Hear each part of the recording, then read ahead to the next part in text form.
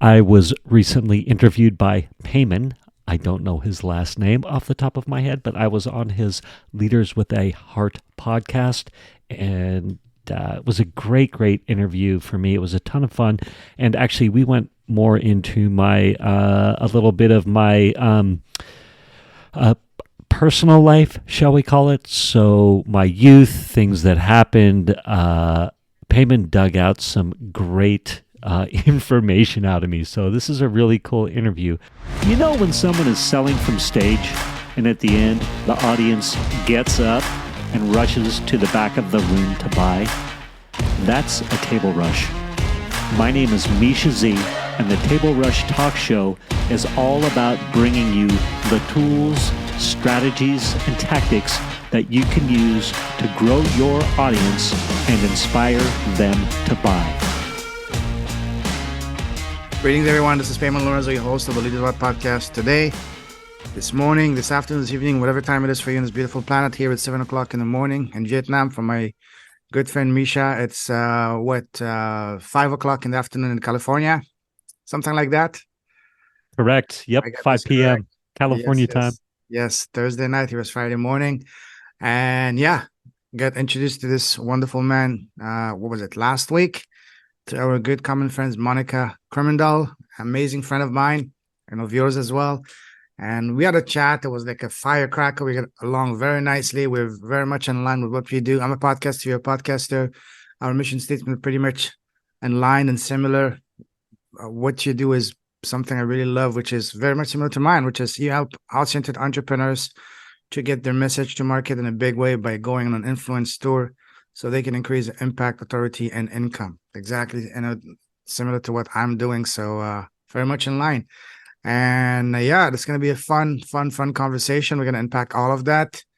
And he's a very multi-talented guy. I mean, sales, podcasting, influencing, authority, so much more that we want to explore and all that. So anyways, without any further ado, Mischa, brother, welcome to the show. Oh my gosh, Payman, thank you so much. I am so excited to be here. That first conversation we had was amazing. It was like firecrackers going off. We literally were like, man, we have to work together. We've got to partner together. We have to be on each other's shows and just grow that energy, right? Absolutely, because we're so aligned, the energy, the vision, everything. So it's a perfect match. I'm excited. I'm looking forward to what we can cook up together, what magic we can co-create. I can't wait. So I love cooking. I'm sure you're a good cook too. So we can cook some magic stuff, you know. There we go. Yeah. And I loved your I know we're going to be talking a lot about me, but I loved your enthusiasm, your passion for podcasting, and how you help people start their podcast, and then how to nurture a business around that. Use that as a tool to generate leads, to create that authority, that impact, ultimately that income. And my spin on that, or what I like to do, is help people go on an influence tour. So I have a podcast, obviously, but my mission is, hey, how do I help you, Payman, go guest speak on podcasts, go guest speak on stages, right? Get your messaging dialed in, get your call to action dialed in, get your stories in line, right?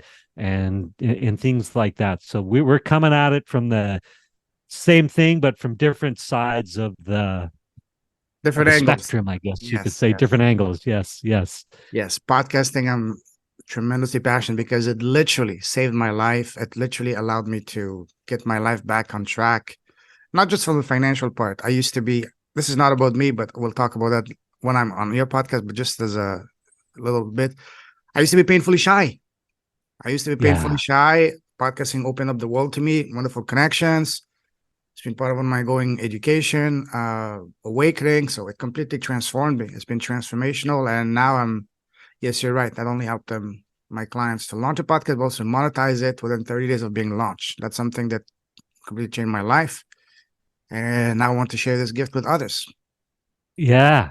You know what I like, which I want to dive in on, touch on, and I have a framework for this actually, and that's, you were talking about the painfully shy aspect that you used to be, right? And maybe still are in certain circumstances. And Yeah. yeah, and now due to podcasting, due to all these frameworks that I've learned and that I teach, like you literally can drop me in front of a camera anywhere and I'm ready to Exactly. go. You can throw a mic in front of me and I'm ready to go. And I think, it's always surprising to people when I say, yeah, I was painfully shy at one point. Like a teacher would call me up to answer a question in front of class and I literally cried. I would cry, right? And now I can jump on a podcast or Oh yeah. talk to you. And yeah. I still remember in high school in grade 12, we're supposed to do like a presentation of a class for 15 minutes. Mine was supposed to be right after lunch. So I was trembling, I was shaking. And then just before lunch was over, I just went to just said, teacher, I'm not feeling well. I have to go home. I just went home. I Yeah. couldn't take it. And then the next day it was a weekend. So I said, listen, I mustered the courage and I made my presentation. And yeah, I couldn't even get in front of, I mean, these were my friends, my classmates. So forget Yes. about people that you don't know. Yeah. You know what happened to me actually? That teacher that called me up, they took it one step further with me that time, and it was a him, and I'll never forget it. The teacher said, I'd ask Misha up here, but he'll probably start crying, right? And so I was horrified. So Oh he yeah. brings me up there anyway, and sure enough, I start crying, and he just calls me out, and I was just horrified and humiliated. And Yeah. fast forward to today again, and I actually have a blueprint. I call it. It's called the Show Up as Your Mm, Best You Blue. Yep, the Show Up as Your Best You blueprint, and it's my 3-step blueprint for instantly captivating any audience with unforgettable authenticity and magnetism, even if you're an introvert or have introvert tendencies. beautiful. We'll Right? unpack we'll Go unpack ahead. that in a moment later. But first, before we even start, because it's been going so well, I didn't even ask you the first question I was supposed to ask you. How are you Yeah. today? Oh yes. You know what? I am amazing today. Mm. I I like I told you when we were chatting a little bit beforehand, I was on a call with an entrepreneur who lives in Dubai. He's having so much success as a as an affiliate marketer that he moved from Denmark to Dubai because Wow. of Denmark's tax structure, right? Mhm. And to have a conversation with somebody like that, who's literally those are the questions those are the concerns, right? And it was pretty cool. And he's looking to me to help him get his word out there on podcasts. So it was really fun. 6 a.m. up and at 'em, talking to someone who's super successful, who I believe I can help get out there, get their word out there on podcasts. This guy tends to do it more through other channels right now. So how powerful is that? First thing in the morning, somebody excited to talk to me about helping them get on podcasts, and Yeah, I know I can help them. So that's super excited. And then you and I talk about that heart centered, that's in our mission statement. And I just feel like when I'm connected to that heart center, it's powerful. It's a powerful place to work from. And I'm usually lit up and having a good day. So does that absolutely. answer your question? Oh, beautifully. And I will just piggyback on what you said. For me, what a better way to start my day than 7 o'clock in the morning, having a conversation with someone like you, Amazing. Yes. There's no other Yeah. way And I all, like to wake up to. yeah. I mean, And, and, few other things I would like to other than this, but yes, yes. But this is pretty good. This is pretty good absolutely, top of the list absolutely, stuff. absolutely, absolutely, absolutely. Yeah. All right, awesome, beautiful. Now, the types of conversation I like to have on my podcast. I don't know if you remember, I said I like to have a look under the hood, so to speak, to see what's in your heart, to get to know you first and foremost as a person, as a human being, as a man before the business person. Because if we don't connect as a man to man or human to human, I don't care who we are, we're not going to be talking, let alone doing business with. So to start off, I'd like to ask you a series of rapid fire questions. Ready? Yes. Let's do All it. right. Tell us, as a person, what makes you happy? That's a great question. As a person, what makes me happy? I got to tell you, I've got two boys who are 20 and 22 years old, and my 22-year-old had pulled away for a while as young men are designed to do genetically.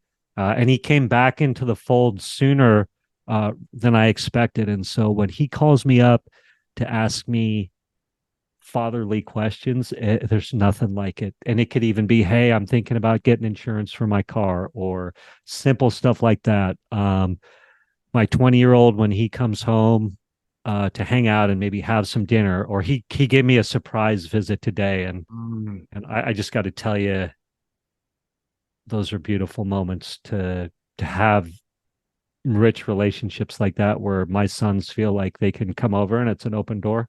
Very mhm. powerful. um I also I'll keep going, I can stop. It's a rapid fire question series. We can keep going, but Okay, I'll stop. There you go. Number one. all right, awesome. I should have asked you that question even before this one, and that is, tell us, who's Misha as a person, as a human being, as a man? That's another great question. um I wake up every day and I pray and meditate, and I get center with that heart center, with that God within, with the universe, call it what you will. And I'm very committed to that. And part of that is, how can I serve? How can I serve, and what can I bring to the table? Right. And so my day, every day, is led by connecting, getting centered, and focusing on service, and then being open to how's the universe got me serving today.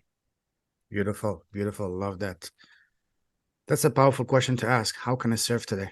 That's a beautiful reminder for all of us, because when you put your business, everything you do based around serving, I swear to you, the money takes care of itself. The money becomes magically unfolds in front of you. Absolutely.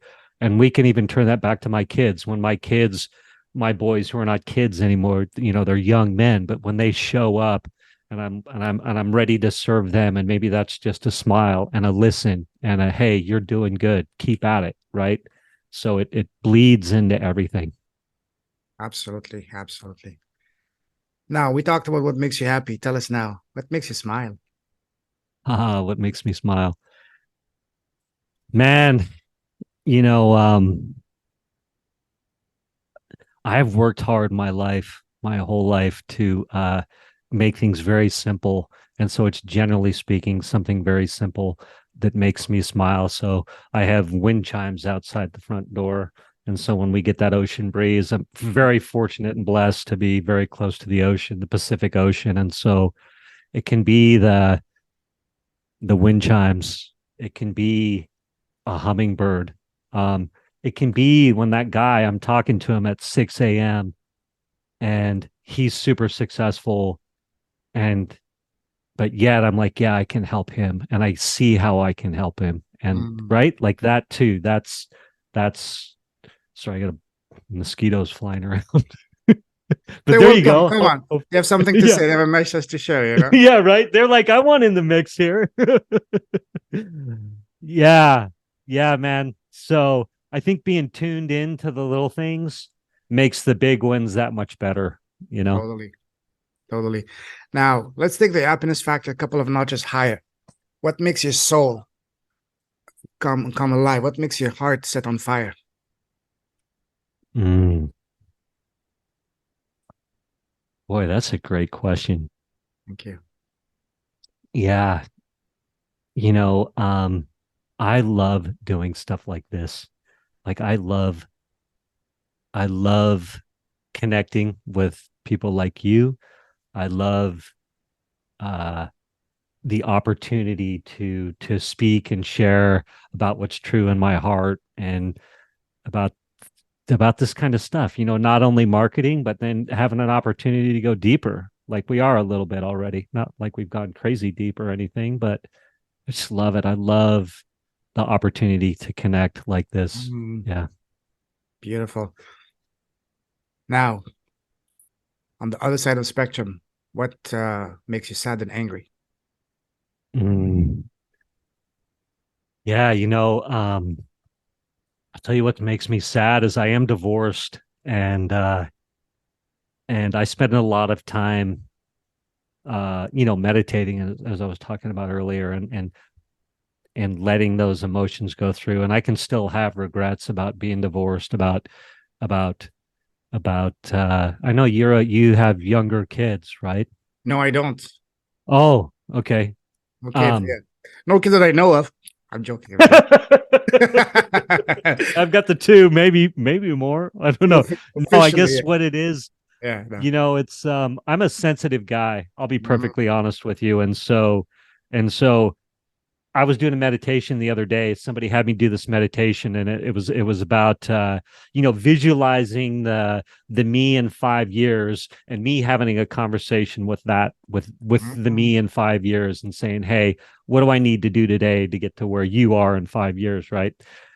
But it sussed out some memories from me of houses I'd had with my ex-wife, or times I'd had with my boys, and that can bring melancholy out in me, I guess, is what I'm trying to say. Like I can have sadness around old relationships. I don't know if that's, Yes. Yes. Yes. Yes.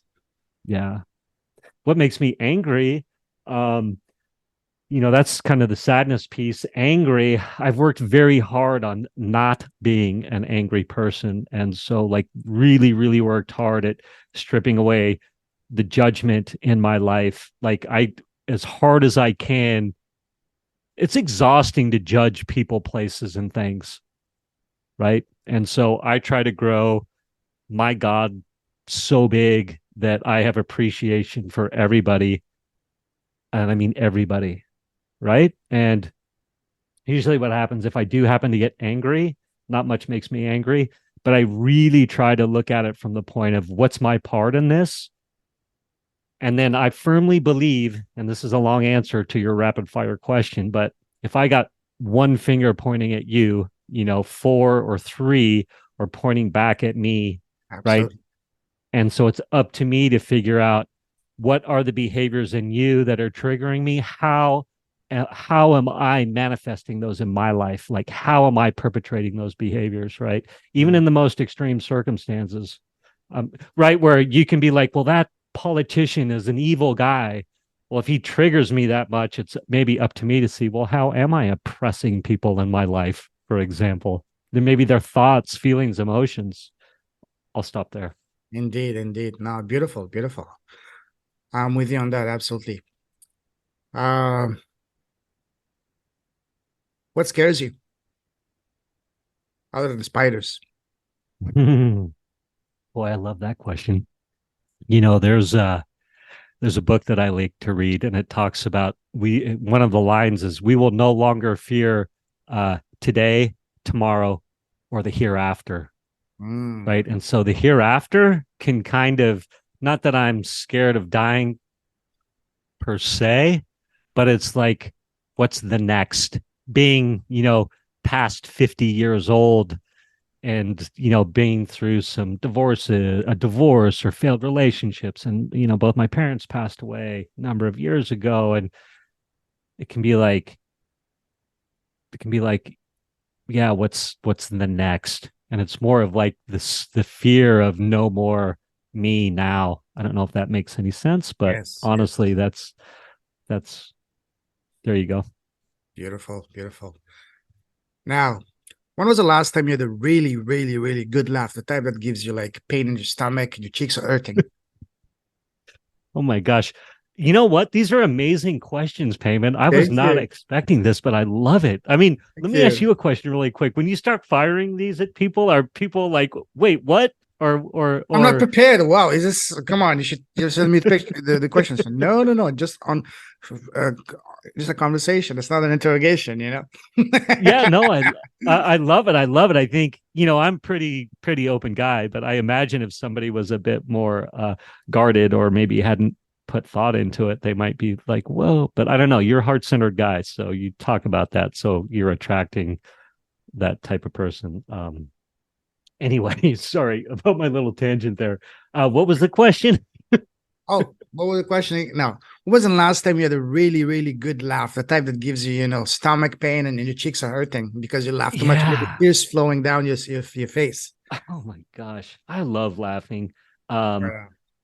Yeah, I have a friend, James, who we have been laughing more lately. Mm, James, yeah, and I couldn't tell you why, but I would say within the mm. past couple of weeks, we were dying laughing about something, but I cannot remember what it is to for the life of me right now. No But worries.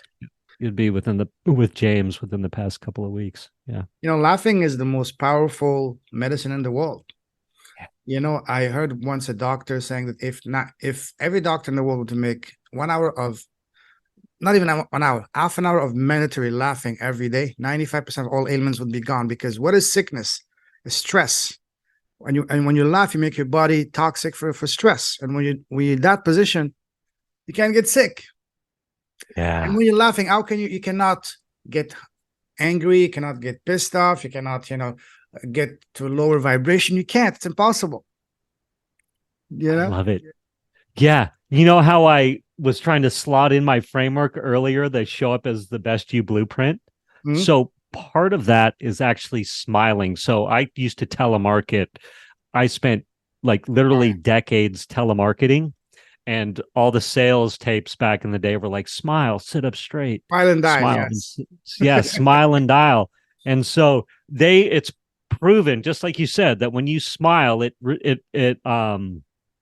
releases endorphins and all yes, these kinds of yes. things, and it makes you more personable, all this amazing stuff. So I'm 100% with you on all of that. Sure, sure. Smile. Now, what is one thing that you used to value that you don't value anymore?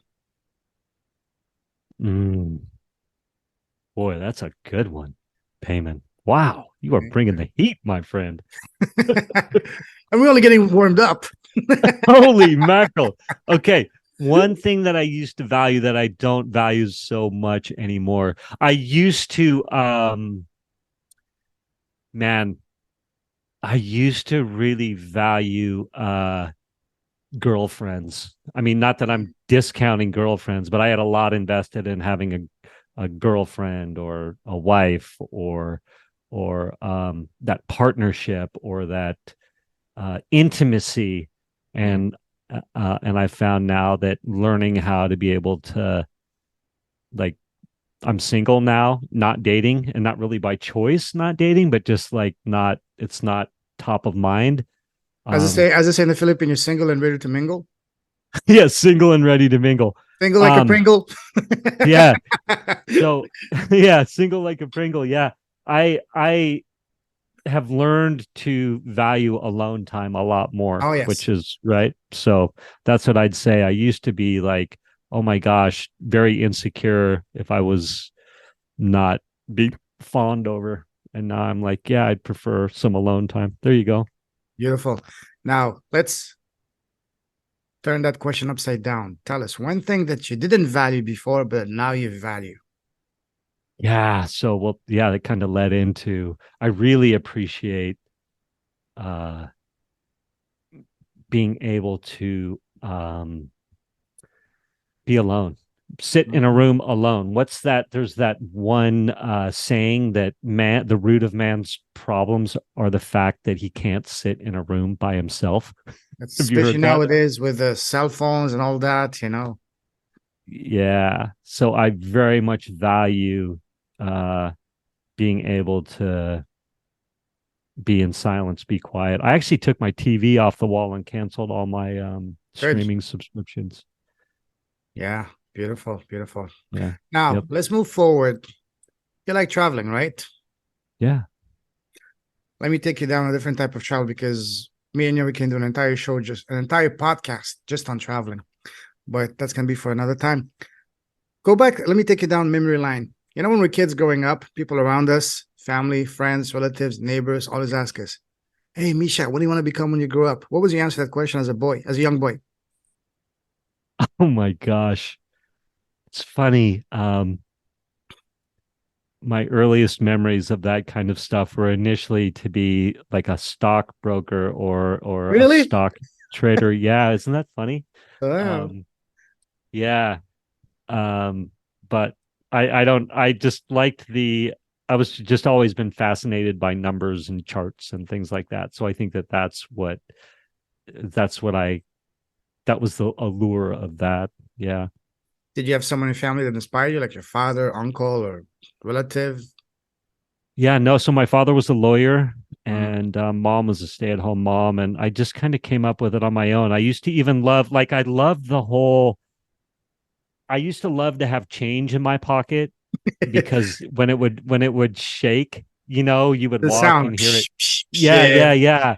It reminded me of like those are my earliest memories of being like, oh Yes. yeah, I love that. And the idea of the successful, financier with change in his pocket, I guess, in a weird sort of Nice, a way. nice, Yeah. nice. Now, what was your relationship with school? Did you love school? Or did you hate school growing up? Ooh, hated school. I All was right. not good at school. That's yeah. So, I'm all the standardized tests I always did very well on. Um, but I would have rather been out playing in the dirt and running Mm. around. And so I was not disciplined at school. And then when it came to high school, uh, I was partying a lot. so, so I just did not. I did my so high school and grade school. I was in Jackson, Wyoming, where I went to high school.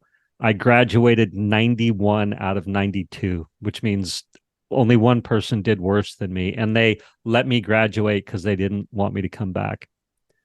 Now, fast forward 4 years later, I was finally like, I had been a ski, so I was a professional snowboarder. Uh, Wow.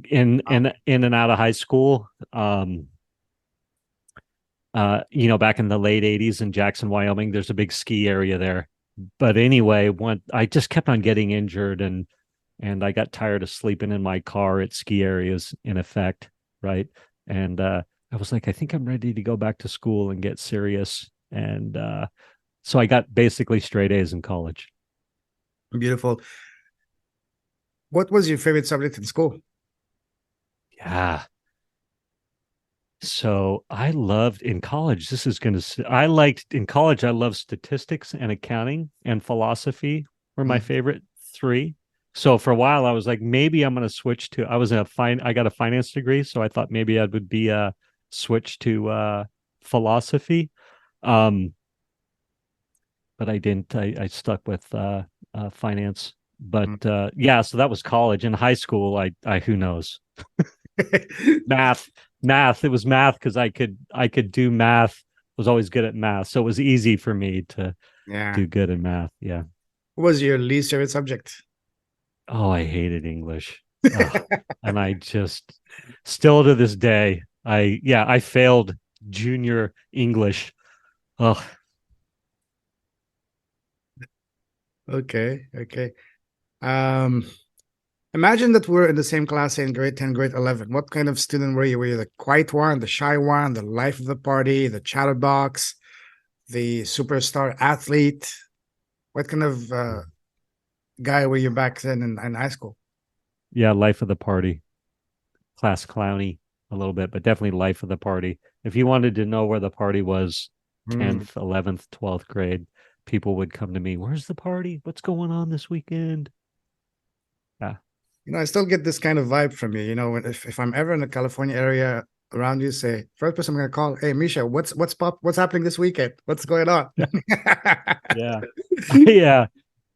It's funny. I settled down a lot. I was tending towards getting into trouble in high school. So I did, this is way too much information for you, but I did a few stints, short stints in jail. So I was finding myself in Wow. jail now and then. And one time, even my junior year, I committed some petty crime and was in jail for the weekend. And Mm.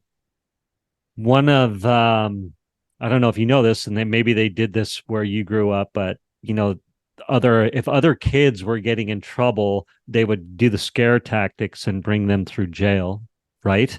And so I'm sitting there behind bars one day in the orange jumpsuit. This is in the late 80s, and I cleaned up. I have This is old. This is the old me. This is way, just so you Oh know, let's yes, oh yes, clarify oh this, yes, oh right? yes. Like, yeah.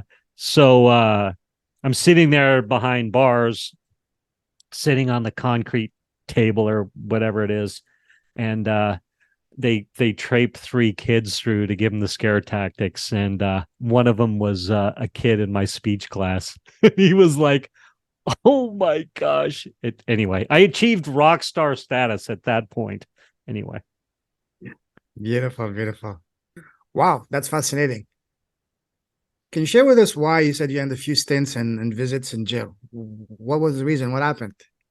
yeah. So I definitely like to drink, and then I liked mind altering chemicals too. This was again in the '80s. I've since cleaned up, and that's the old me. I want to make sure we all understand that. But you know, I think that particular time, actually, I had gotten a DUI, or I had gotten pulled over and I was really drunk, and I was in Idaho. I was in Wyoming, and I had gone. I'm going to give you the whole story. I was supposed to be in court in Jackson, Wyoming on Monday morning. And so I was like, I'm going to go party in Idaho Falls, Idaho, which is over the pass, right? Teton Pass. And so I ended up extremely drunk, had a lot of fun, got out of control, was heading back home, and got pulled over. And I was probably saved my life because there's a big mountain pass between Idaho and Jackson, Wyoming.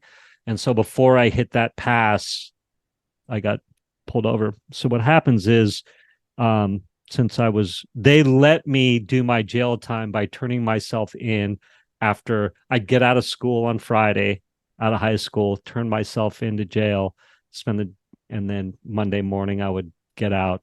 Does that answer the question? Yeah, yeah, yeah. There What you were your go. what were your first reaction upon realizing you're going to go to jail, and then when you arrived in jail and saw the reality of, hey, this is real. Things, Yeah, things getting, yeah. that's such a great question. In hindsight, and definitely at the time, I realized I was in way over my head, and I was going deeper, and it was clear to me that yeah, I was in way over my head, and I would end up in these. I was not hanging out with a good crowd, so I would end up in more and more, I don't know, precarious circumstances or unbecoming circumstances, and yeah, I was in over my head. I mean, I'm a nice guy with a big heart, and I was like a sensitive kid trying to be bad, and in way over my head for sure. So when Does you that said answer you that were question? trying to, yes, you were trying to be bad, was it as a way for you to get accepted by your peers? Because especially when you're in high school, there's a lot of, you want to be the coolest guy, the coolest girl. You have to do things that are a bit daring. Was it part of that for you to say, hey, I'm different. I'm the coolest cat in the world? Was it part Yeah, of so it there there? was some. Yeah, there was some of that for sure.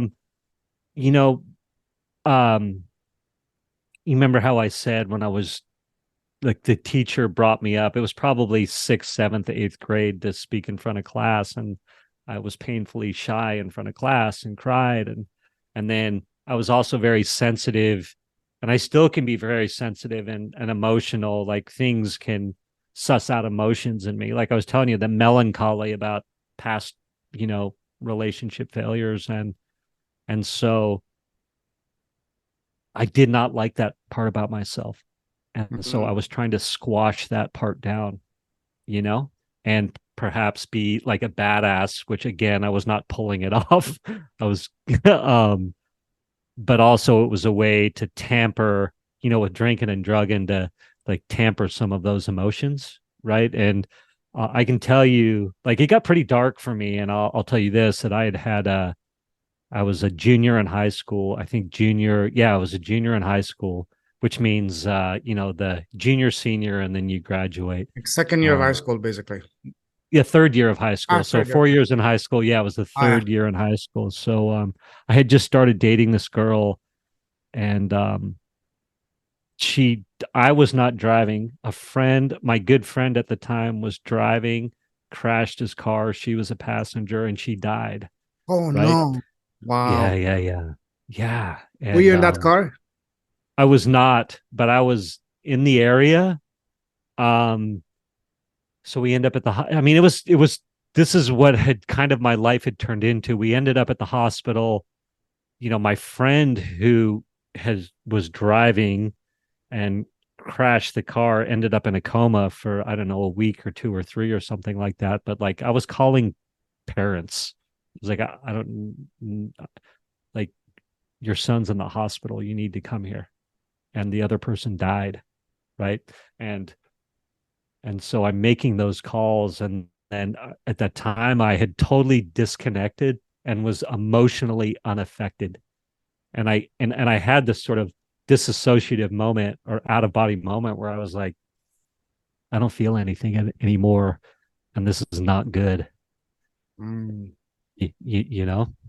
And yeah, it was a dark time. My brother even came up to me. My brother was always off to private schools, and he came home and to visit. It was Christmas or whatever the next time he was around, and he's like, you seem depressed to me. And I remember thinking, I don't think I'm depressed. And why I say that's so unnerving is because my life had become normal. This sort of out of control had become normal. And so I was like, I don't know what you're talking about. Right. But he saw it in me.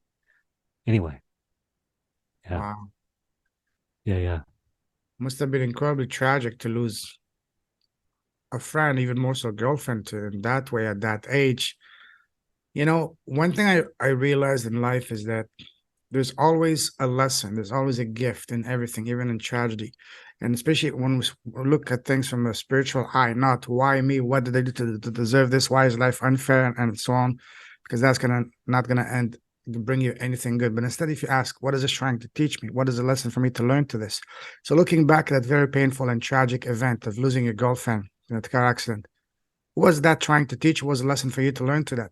If you look at it from this angle, this perspective. Yeah. So that's such a great question too. And you know, that wasn't enough to like set me on the straight and narrow, which is interesting, right? That was like where the worm turned in my life, where um everything became problems, right? So like drinking and drugging up to that point, it was like fun with problems and then problems, right? And that was like the shift to like it was all problems. Like there was crazy stuff was going down. And my last day of high school, to answer your question, so my last day of high school, um, I had this moment of clarity of like, if you keep on this path, no good could come of this, right? And I was where it was like the spiritual awakening or this shift in me, um, that has led to the things that I was talking about with you earlier, like meditating, belief in a God or a higher power, call it Mm-hmm. what you will. How can I be of service? And so basically I quit drinking and drugging that day. And then part of my mission in life was like, how can I help other people who are in those depths that I was get out of that? Right. And so that I still to this day am a mentor to tons of people who are clean and sober, trying to get clean and sober. So I used that darkest time in my life to really just I've helped so many people, like literally thousands of people. Oh, since that time, I was 17 years old, right? And since then, it's just I'm very active in the recovery community, is what I would say. You know? Beautiful. Yeah. So many questions that come to mind, but the one question I'll ask you about this is, you know, one thing I understood and realized over the last few years is the notion of soul contracts. Mm. So, as tragic as it might have been, losing a loved one, a girlfriend at such a young age, when we have this romantic and idyllic idea of relationship, we think, oh, she's the one for life, and you're in a state of bliss. And you said, do you think that if you look at things from again the spiritual eye, what is this trying to teach me? What's the lesson? Do you think this was a contract you two have had at the soul level for you to bring you back to the right path, to stop you from going down the wrong path in a way, because you know what I mean? Do you think this was a soul contract? This was her mission in life? By exiting in such a tragic way, it would be for you as a wake up call, like literally more than just a slap on the wrist. Say, hey, get your act together.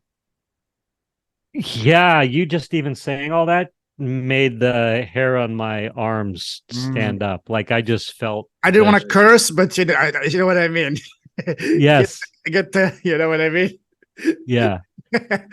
So wow. Yeah. Yeah. Absolutely. Yeah.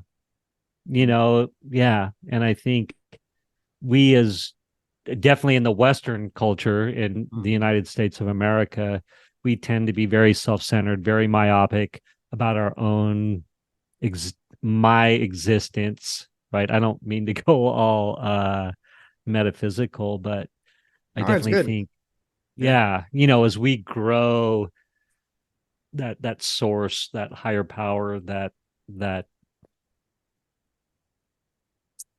our gods, however you want to say it, God, I think it allows for more meaning, Mm. soul contracts, stuff like that. It allows for more meaning in those seemingly tragic situations.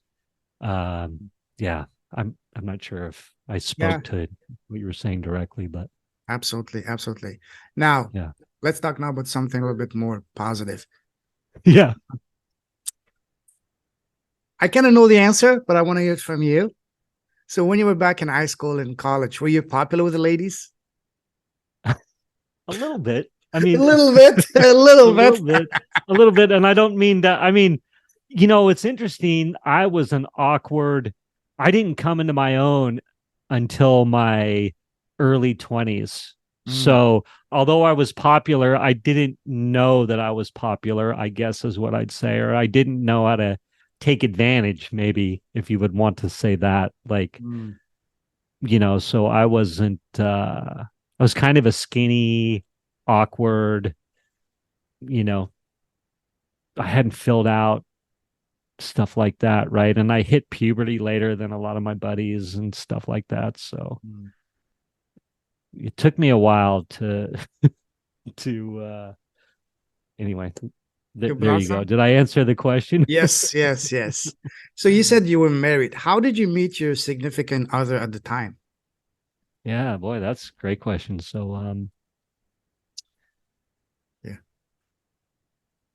Yeah. well, I was just thinking about, I've generally speaking have tried to be respectful of of women, honestly, and so not really like tear through a bunch of women's lives, you know what I mean? And break Uh hearts. Yes, yes, yeah, absolutely. yeah, absolutely. So Because, sorry to interrupt, because when you break a heart, you're breaking two hearts because it breaks your heart as well. yeah. As long as you're not a psychopath. Yes, right? And yeah, and when I got divorced, and I'll tell you how I met Dawn, who's my boy's mom, in a second, but when I got divorced, you know, it was kind of suddenly. In hindsight, it wasn't sudden, but at the time in my early 40s, I got divorced, and all of a sudden I was single. And I did kind of, a lot of us divorcees in our early 40s, men and women, we were doing a lot of dating. We were doing a lot of dating and all this kind of stuff, and having a lot of fun in that regard. So to answer your earlier question, like, really it was in my 40s after my divorce where I kind of was more of a ladies man, I guess, is if you would want to say that. Yeah, But with again, experience and all that. Yes. Mhm. yeah. But again, that runs its course and becomes very unfulfilling as well, Absolutely. right? Yeah. It's like, yeah, it Well, was fun meaning for a not just moment. another conquest. Yes, absolutely. Yeah, and then you get to, like, you're like, inevitably you are losing a little piece of your heart or breaking somebody else's heart, or your heart's getting broken, right? And I had that happen to me. My heart got broken, and I was like, yeah, that's no, don't need to be manifesting that in anybody's life Oh anymore. yeah. But I met Dawn. I was living in San Francisco Bay Area, and this was in the mid 90s.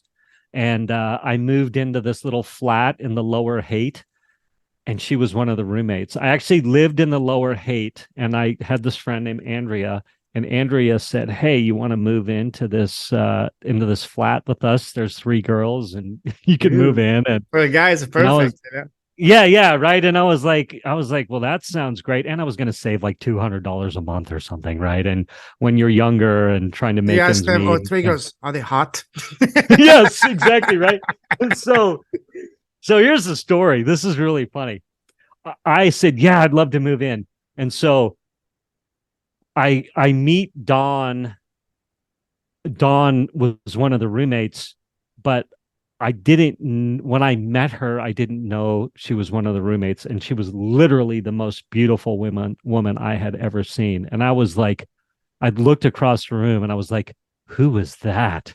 And they're like, well, that's your new roommate. And I was like, I'm in trouble. I was like, oh no, this is not good. Right. Cause I was like, oh no, like not like, yay. I was like, she's way too, like, I'm infatuated already and I don't even know her. So I bumped into her a couple more times, and I was like, I went to my old roommates and I said, I can't move into this new place.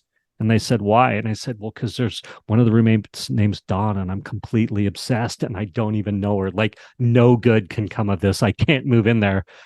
I literally had that conversation. And they said to me, well, it's too bad. We already rented out your room. Go figure it out.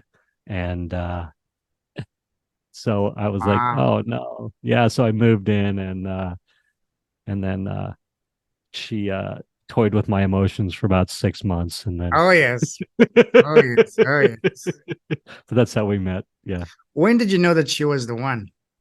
Other than just when the first time you saw her physically, but when you really knew that, hey, there's something much deeper connection that it's on both, it's mutual, and that's, hey, we can maybe do something together, create some magic. Yeah. I love that. I really, after that initial infatuation really, grew to starting to love her, obviously.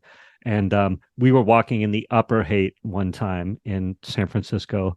So the Haight Ashbury, we call it the Upper Haight, the Lower Haight. Like the Upper Haight is the classic Haight Ashbury 60s scene that a lot of people think of. And then there's the Lower Haight, which is like a few streets down. But anyway, we were in the Upper Haight. Don and I were walking around, and in the Upper Haight there's like tarot readers and all this kind of Oh, stuff. yeah. Yeah, yeah, right.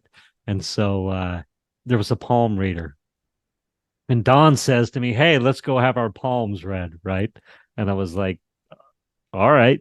So we go have our palms read, and I go first, and the palm reader says, is reading my palms, and she's like, "You're in love with somebody, and you're not letting them know exactly how you feel." And I'm like, Don's standing there, and I'm like, what are you saying? So you Right? guys were not dating at the time? Uh-uh. Oh, We were okay. just hanging out as friends. Yeah. Okay. Walking along, and she had this thing where she'd broken up with a boyfriend and was like, I'm not dating anybody for 6 months or something like that. So we were in the middle of all that, and she was serious about it, right? She's like, anytime I would like try and be affectionate, she would just shut me down, right? And anyway, palm readers like, yeah, you need to express yourself, tell this person how you feel, and a bunch of other stuff. And I'm just going like, I'm like, oh my God, right? And in that moment, I was like, yeah, I knew it. So that night, I expressed my love to Dawn, right? I was like, Dawn, Remember that reading this morning? exactly right. I told her, and so she said to me, she goes, well, she goes, I'm I swore that I would never date anybody that I lived with again. So I'm sorry, right? And your heart And starts so to go to pieces. Yes, I can imagine. yeah, I moved out the next day. I packed everything I had, moved out. I was like, fine, I'll move out. Like we don't have to, right? Mm-hmm. And so she thought that I was leaving for good, where Mm-hmm. I was, Yeah. yeah, yeah. And so she tracked me down, was like, oh my gosh, I wait, whatever, I love you too, blah, blah, blah, blah, blah. But Ah, that's so the sweet. story. Yeah. Yeah, yeah, yeah. Yeah. And so we actually didn't live apart again for, life goes on. You end up getting divorced 15 years later, but it was a very sweet story for a while. One thing I realize is a lot of people tend to hold back for either fear, pride, ego, whatever, not really let their true feelings come out because, there's a movie that I watched a year ago. It's called The Green Book. Yeah. Have Okay. you have you have you watched that? I don't think so. Tell me about it. Highly recommend it. It's basically the story of back in the 60s when there's massive racism and all that in the US. This black piano musician that is a genius is going on a tour around the US and is going back Yes. in the South, Alabama, and all this place where there's massive racism and all that discrimination. Absolute. And his driver is an Italian guy from New York from the mob. It just adds to. He doesn't have any job, has to make some money because it's Christmas, so he takes his job as a driver for this guy. He drives him around all these towns, the little towns around the south of the U.S. and Florida and all that. Yes. And I'm not going to spill the movie, but at the end, there's one line that is absolutely phenomenal. It says, "The world is full of people who are waiting for the other person to make the first move." Mhm. That is so powerful. What is it about our ego? What is it that holds us back? Because if we were just to express ourselves, our feeling, the worst thing that can happen, the person is going to say, "No, I don't feel the same way." At least you will know. You will not. You will stop wasting time. You know. Absolutely. And then, And if it's a like, yes, you win the world. Basically, you know. yeah, and you literally have nothing to lose, right? Because if you don't ask, it's a self-fulfilling prophecy of your fear happening anyway, right? If you don't express yourself. So yeah, love that. Oopsie. No worries. So ultimately, what was the? I mean, if you're comfortable sharing that, what was the Sure. reason that relationship didn't work? Yeah, that's such a good question. And uh Yeah. yeah, Don and I ultimately grew apart and had different ideas of where we wanted to go. I would say. And we had fallen into mediocrity, right? And and we would have, it seemed as though we were destined to mediocrity and perhaps just tailing off even more. And it just became clear that like our best lives could be led like, you know, growing, like setting each other free, I guess is what I'd say. Mhm. And, we're super good friends now and did a great job. We've been divorced 12, 13, 14 years, something like that. But we were gifted with prioritizing the boys, always putting the boys number one and being as cordial as we could and being supportive of each other. And divorce is heavy. I wouldn't wish it on anybody. And so we had our moments, trust me, but we Listen, managed. a breakup is heavy, so I can only imagine what a divorce can be. Yeah. Yeah. Especially if you really And love the person, yes. yeah, too, I'll say this too. Like, I love Don. Hey, Don, if you happen to watch this or somebody She's probably shows gonna it to watch it. you. She's gonna watch it because I'm sure you're gonna send it, or she's gonna find you. She's probably still stalking you. But I would say this, we spend a little bit of time together and it becomes very clear. Like we hang out holidays for with the boys as if, things like that, right? Because we have that common bond of those Mm, boys. But we both know that after a certain amount of time, yes, we did the right thing. mm. You know what I mean? Or I Yes. do anyway. Said, So said look, with love. Yeah. absolutely. Looking back at all of this and all of your other interaction relationships, what would you say is the number one piece of advice we'd give to couples so they can really have the most fulfilling relationship possible and keep the fire going even after 3, 4, 5 years? Yeah. That's a great question. And Yeah. I think you spoke to it. Um, And that's taking that emotional risk and saying what you're thinking and feeling, Mm. and expressing your wants, your desires, what, like, being like, just throwing caution to the wind and expressing yourself. And I would say this is what I really learned. It was like how to have the hard conversations with love. I was like, that's one thing that divorce taught me. And that whole thing was like, I am not good at having the hard conversations with love.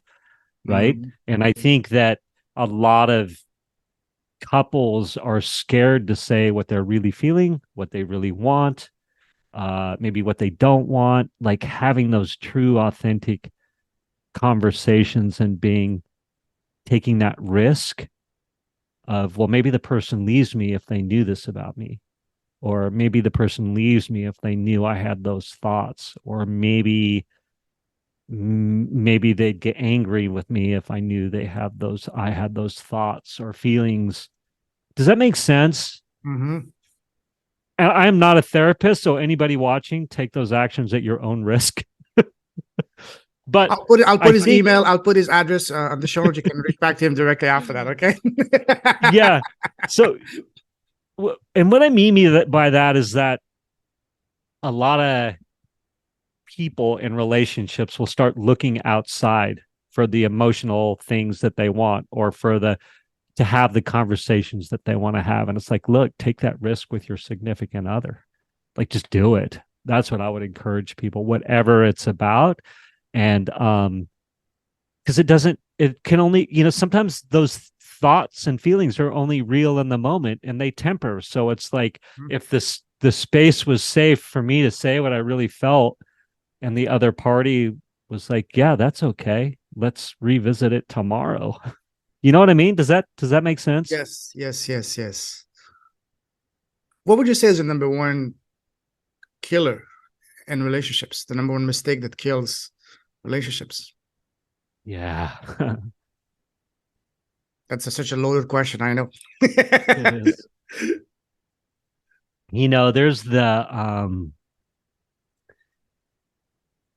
the relationships that are seem to be doomed to failure Mm-hmm. are the ones where the people uh bicker a lot, especially when they're in public, or Mm. they don't let their significant others finish their thoughts, or and it's not in a funny, sweet way. And it's like, no, this is what that person means, or no, you're wrong. This is what you should be thinking, or just bringing that judgment and that criticism.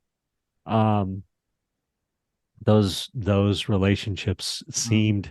seemed to be doomed. So I think anybody listening to this, like, how are you supportive of your significant other in public? Are you judging what they're saying? And then are you expressing that? Right? Like, look at that. Like, why are you judging somebody else's, your significant other's thoughts, feelings, and emotions at that level? Um, I'm single, so everybody keep that in mind. But go ahead. You were going to maybe say something in regards to No, that. no, that's beautiful. Just no, that's beautiful. That's exactly what I wanted to know because you've had experience in that. So I'm sure this can benefit a lot of people listening and watching. And yeah, thank you. Now, Yeah, let me say one other thing to that, yes, and then you can ask your next question. sure. So there's studies out there that prove, or that they did studies, like there's studies out there that verify that the more supportive of your partner you are in public, Mm. the more likely you're going to have a fulfilled long-term relationship. And it doesn't mean faking it necessarily, but it does mean, like, it's not a good sign if you're constantly jabbing your partner in public. It's never a good sign to do it in private. So imagine in public. That's to me, that's the Yes. kiss of death, Yeah. Absolutely. Wow. Yeah. Anyway. Yeah. Beautiful. Thank you. Amazing. Yeah. Now, one last question I'll ask you about your time growing up. So, what was your very first job? And do you remember how much you got paid the very first time you had a job? Yeah. I do. I gravitated towards restaurants, as a lot of people did. So Mhm. I, I the Patty Cake Patisserie. It was called. I'll never forget my first boss, Jessie, was her name, and she hired me, and I was 14 years old, I think, or something like that, maybe 15, and I'll never forget it. I was sweeping. She had me sweep the place, right? And I was kind of half-ass sweeping it. I'll never forget it, man. She grabbed that broom out of my hand and was like, "You gotta put the broom into the corners and like, sweep, right?" And I was like, "Oh, it just that set the foundation for me to like do a good job." You know what I mean? It was like, don't half-ass it. If you're gonna work somewhere or you're gonna apply yourself, like do it, you know? Um, I think I made like 335 an hour to answer your question. I think Woohoo. it was 325 an hour or something. Yeah, something like that. But Jesse, yeah, taught me how to be an employee. It's funny you mentioned your first boss, and I just now you just it just dawned on me that yeah, we tend to not forget our first boss, just like the first kiss, the first whatever you do. And I just remembered that might sound spooky, but my first job was at a, you know, uh market research company calling people to the surveys. And my boss's name, she was a wonderful lady. Her name was actually, I swear to you, Misha. Wow. She was a Canadian Iranian woman, very established. And yeah, that's her name. Wow, I just remember her now. Yeah. Amazing, yeah? Wow. Yeah. Amazing. Wow. I Yeah. don't, I don't know where you are now, Misha, but if you listen to this, if you're still, I hope you're in good health and fulfilled. But thank you for the lessons that you taught me back then. My first experience of leadership and all that. So thank you. I don't know if she's gonna get that, but I don't remember her last name, so I can't even reach connect to her. But I remember the first Yeah. name. Yeah. Yeah. What a nice memory and well done. Thank you. Beautiful. Now, let's move forward from the time that you left school to now. How would you describe your path? Would you say it was pretty much straightforward, smooth sailing? Once you're into one lane, you were set for life? Or was it more like turns and twists, like a roller coaster? That's another great question, Thank you. Payman. I'm on the twisty turny route, right? Like I'm one thing led to another. A lot of like, why am I doing this? Mm-hmm. And then it would lead to something else, and I would go, oh, or many times in my life, all the pieces fell into place. Um, and I used to be frustrated or jealous of people that were it seemed like they fell out of the womb and were like, I'm going to be a doctor or I'm going to be an accountant or, or a scientist. And they like know their path has not been the case for me. Yeah. So I remember you said your father was a lawyer. Did you get at any time some, in a way, direct and indirectly pressured to become a lawyer or someone very highly respected like him by family, relatives, and parents? Yeah. That's, my father, yeah, there was definitely pressure to succeed along the way, although it was starting to temper where my father had kind of burned out and was cynical of like that got to work hard lifestyle, prove yourself, get the title. Like he grew up in that in Philadelphia.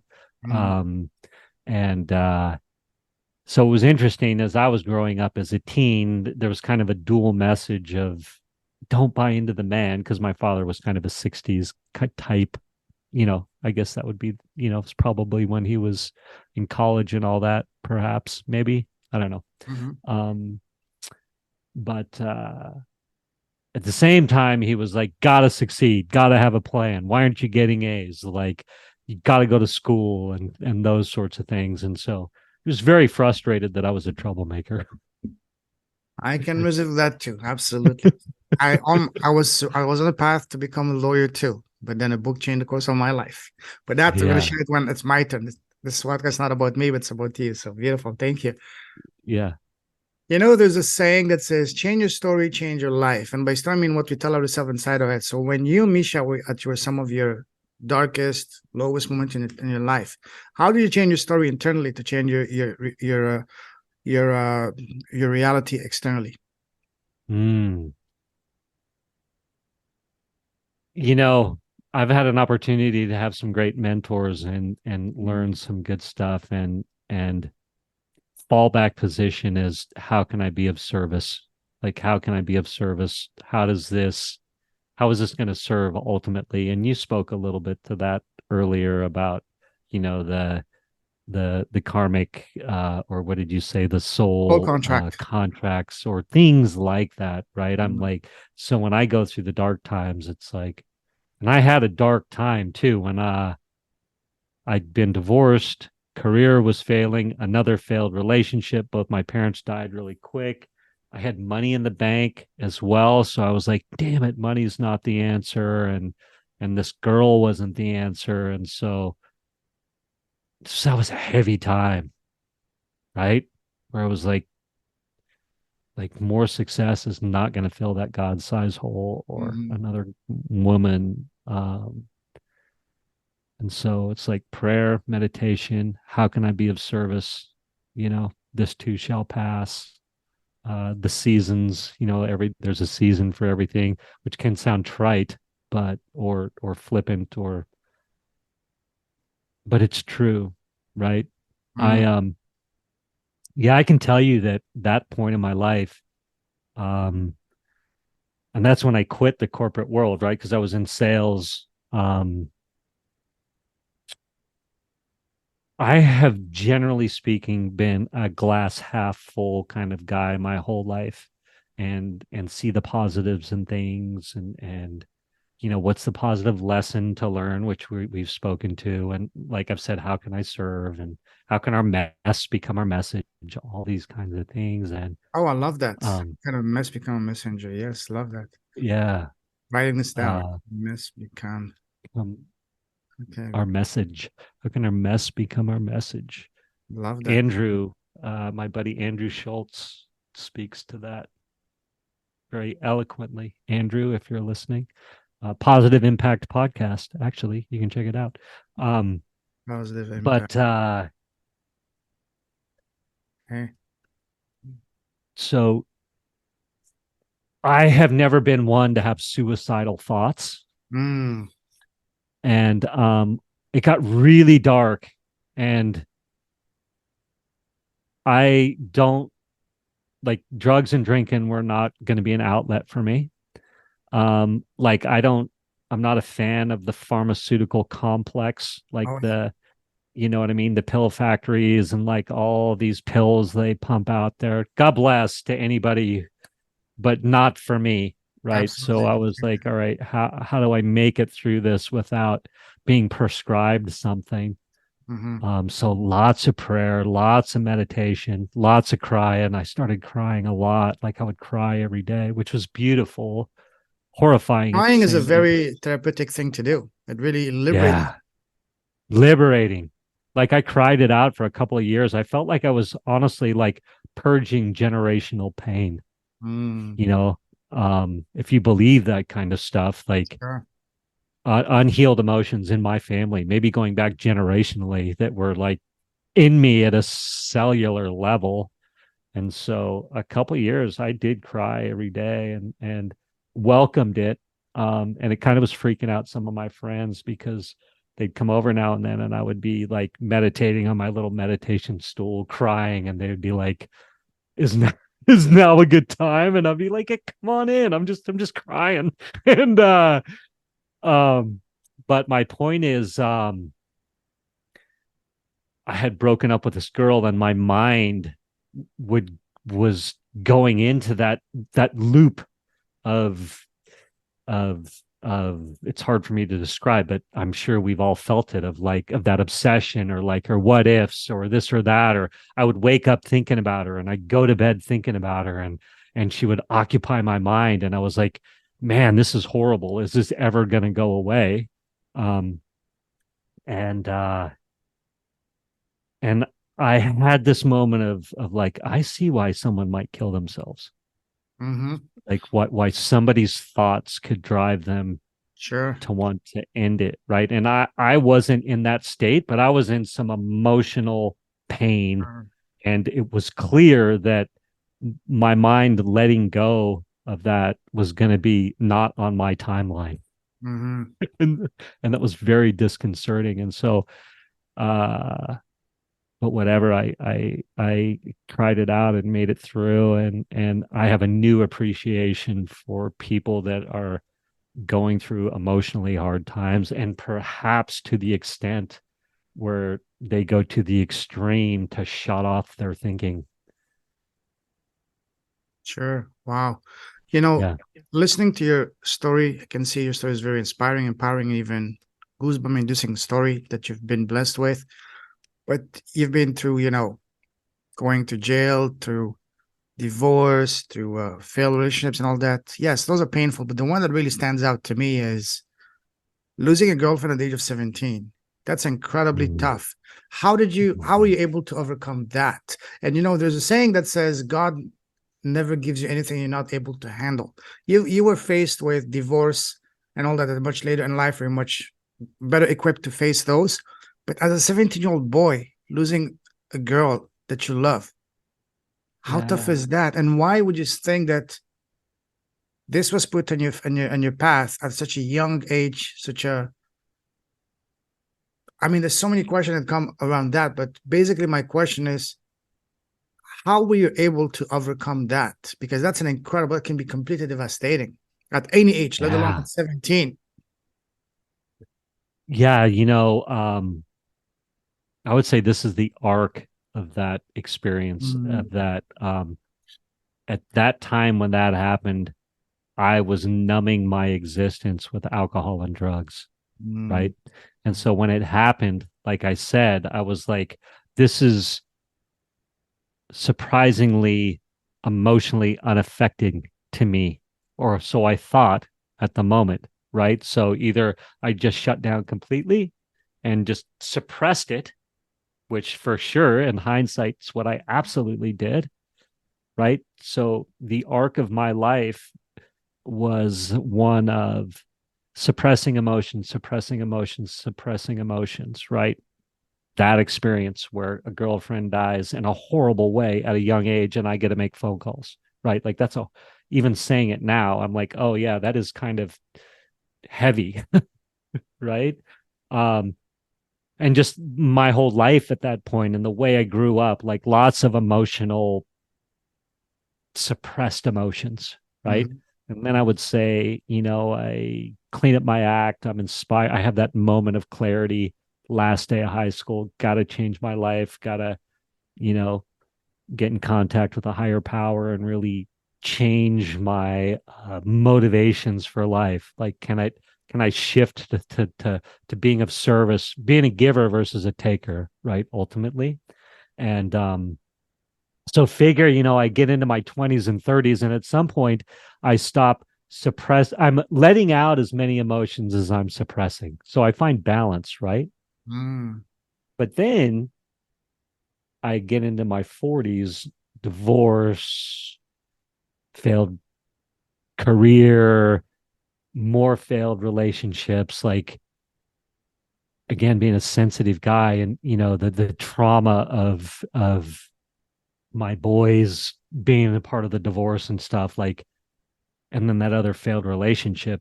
I think the universe, to answer your question, was like, okay, all those suppressed emotions get to come out, right? And mm, so, like the top was pulled off the bottle, and it was like, all right, I gotta cry it out for a few years, man.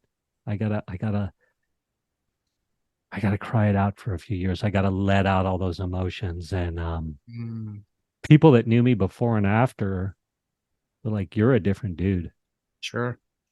right? And I saw people that had through life. We'll see people, and we might not see them for 5, 6, 7, 8 years, and then we'll see them again, right? I don't know if you've had any of Oh, those yes, experiences. absolutely.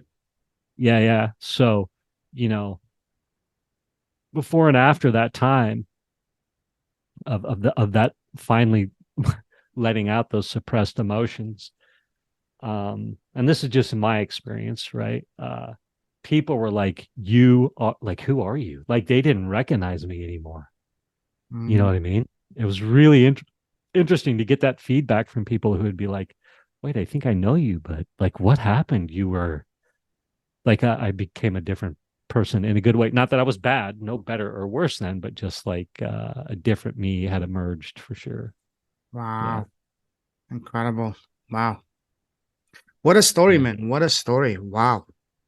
As I keep on saying, as I keep on learning myself, is we all have a fair share of, dark times, challenges, heartbreaks, tragedy. Sure, they hurt a lot when we go to them, but then they become our story. Then our story becomes our gift. Then our gifts become our duty and responsibility. Because one of the most powerful positions I've come across over the past few years is, sure, we both understand that life is a school. We come here to learn, grow, and become wiser. But from my humble understanding is that's only 5% of the reason we are here. The 95% is taking those gifts, those wisdom, those lessons, and sharing them with others to whatever means is more comfortable for you. For me and you, for example, it's through podcasting and my books. For others, maybe through music, painting, sports, arts, drama, whatever. Find your Yeah. outlet and share your gift, because ultimately that's one of the most important reasons we are here. And you've been blessed with incredible, incredible gifts. Now, I'm glad that you hold your podcast there, that you're sharing not only you're not only helping other people get out their story, but most importantly, you're getting your story, your gifts out. That's the most important thing. So well Yeah. done. Let's wrap this up here for today. This is part one. We've barely scratched the surface. We will definitely do a part two next week. We're going to dive deeper into your business, your impact, and all the beautiful thing you're doing, because otherwise it's going to go for another 3 hours. I'm not complaining. I wouldn't mind a 3 hour when it's like, in person with a good cigar and whiskey, but we'll do that in person for maybe next year, but we'll have to do it Yes. Joe Rogan style. But for now, let's wrap this up. Absolutely phenomenal, phenomenal story. Thank you for coming, not only sharing your story, but open up your heart and really giving us and me the opportunity to really get to know you at the soul level, the deepest level. Really enjoy that. Thank you. I salute you. You're treated with a heart. Keep shining your light. Keep blessing the world with your presence, your impact, your smile, with everything you're doing. Stay safe. Stay awesome. God bless you. And yeah, man, absolutely love that. Thank you. Amazing, Payman. Thank you so much for asking such great questions and just what a treat. It's a lot of fun. So I Well, look forward to round two for oh, sure. absolutely. Yeah, my calendar booked that for next week. I'll make that happen. And the last question I want to ask you is, if people want to connect with you, what's the best way to do so? Yeah, that's a great question. Right now, people should go to guestingguide.com. Guestingguide.com. They'll get I've got a great what would you call it? It's a guide. It's a guide on how to guest speak on podcasts. I know we didn't talk much about that, but it's a great way to get some information on that. But really, you're also going to get on my email list, and so you'll get it's a great way to interact and learn more about me, and then you'll get the rest of my contact information that way. So Awesome. guestingguide.com. Yeah. Awesome. We'll put that in the show notes. And don't worry, we're definitely going to do a very, very deep dive into your business for part two. So get ready. Be prepared for that, because we're going to go deep. Okay. All right, brother. Have a phenomenal. It's 6:30 p.m. for you on a Thursday afternoon for you in California. And looking forward to having you back next week for part two, brother. Take care. As we say back home in Canada, have a fantabulous day and rest of the week. Take care. Thank you. Bye. Thank you for listening to this episode of the Table Rush Talk Show. For resources to help you sell your stuff, go to belove.media/resources. That's belove.media/resources. And be sure to subscribe, comment, 5-star, and share. Thank you again for listening.